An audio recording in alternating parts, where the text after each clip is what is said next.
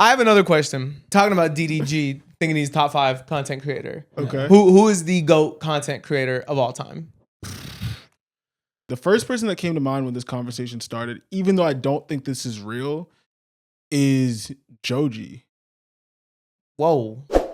Like, I think Joji was a really talented content creator. And I feel like he was able to transition that seamlessly into an artist career. But like Joji at one point was like millions and billions of views on the internet. Don't talk to me about no Joji. Mr. Beast bought a city. Okay. I'm not here to say that I'm the most educated on all that. Yeah. I was just like, if we're talking about like GOATs, we're looking in the past too. Yeah, I think Mr. Beast is probably a bigger content creator. I just Beast, think what Joji did was like an interesting transition. It's fair. Beast It's is fair. up there. That's a good I think one. Joji's up there. Are we taking like? Can I speak about people who I don't necessarily consume their content or have never enjoyed their content? I think you have to put Logan and Jake Paul up there. Then Yeah.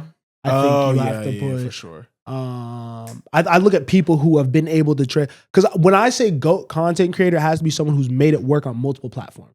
Well, yeah. What about like a Cody Ko pre-allegations? Vine, YouTube successful podcast, stand-up career. I never really thought he was funny. I just think there's other people who have done the transitions that he have. But he's up there. Yeah. He's up there. FouseyTube to me is hilarious. That is the GOAT. He's the best crash outs I've ever seen. Yeah, definitely. He is hilarious content. Kai's up there. Kai's not up there for me. No, he's not? No, I think he's too new, too early. I think he's streaming. I think he's still in that just this bag and is expanding out. He was doing YouTube too. Streaming in YouTube. I'll give him YouTube. I think Kai has already done way more than some of the people that you said. Who? Joji. Kai is everything. Joji. That like Mr. Pink guy he was doing, like that was like a real thing. Joji was a thing, bro. It was pretty. If you look back, it was actually pretty fucked up. And some then, stuff they were doing. Oh yeah, and to be honest, I'm saying that because none of it got to me. Yeah, I didn't see none of it. I don't think you could say anyone in this world would say that about Kai Cenat, that they have just none of that content's gotten to me. He is everywhere. I think he is way bigger than whatever that was, to be honest, just because I wasn't even included in it. Well, he's becoming okay. So like him and like a Drewski, for example, like they're becoming like very popular with the press. I think you could take. I think outside of Joji, I don't think Joji's a good one. I'll take Joji out, but besides Joji, Kai doesn't compete with anyone else we named. And we named Mr. Beast, Logan and Jake Paul, FouseyTube. I don't know enough about Fousey besides the crazy clips. Has he been at it for a long time? Bro, the prank videos, like he's a YouTube GOAT. Okay. He's a YouTube GOAT. Now he's done the streaming thing too. I mean, what about like a PewDiePie? Most subscribed on YouTube for so long. But like during such a specific lane. I think Kai beats him. I think Kai beats him out. I think Kai beats him out. What about Fred? I mean, I think PewDiePie destroys FouseyTube. Bro, I disagree. PewDiePie was the #1 subscribed channel for like majority of YouTube's life. But I think that FouseyTube was extremely relevant while PewDiePie was also relevant, and Fousey is still relevant, and nobody's talking about PewDiePie. So I just think that like his era kind of was short-lived. Crazy sentences. Crazy sentences. YouTube, bro.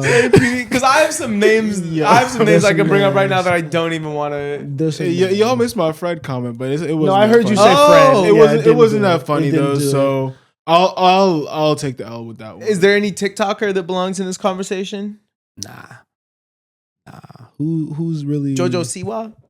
Nah. Charlie D'Amelio? The one that shout out Addison Rae.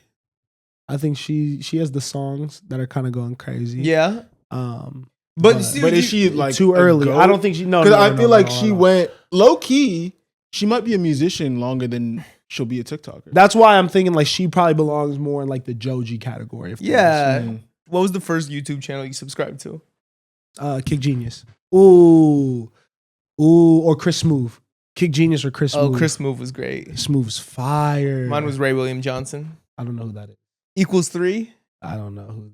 That was That early. is. I was like 9. It was like 2008, 2009. He would do like a show where he highlighted like 3 viral videos like every week, and he was funny, and he would just. I'm dead. I was like 9 years old, but I need to see where he's at now. man, I don't know. I've always kind of. Did you guys ever always want to create content? I don't know if I was. Yeah, I mean, I was making YouTube videos since I was a kid. You know, I've always, my whole life, I've made YouTube videos. Yeah. I think I was like always watching from afar, but the people that I always like subscribed to and watched, I always like I did like I think like the black YouTube space was always really cool. And like I always was like, oh, like these dudes look mad normal. Cause I obviously saw like the really big people, like the fucking PewDiePie or whatever, bro. But like I was like, I'm not gonna be these people. I don't speak like them. I'm not playing games. This isn't like interesting to me all the way. But like seeing like there was dudes doing like sneaker reviews. You know what I mean? Early on. Or like I would watch like the music reviews. Fantano was an early one that I subscribed to and like went back on all of his videos. He was really cool.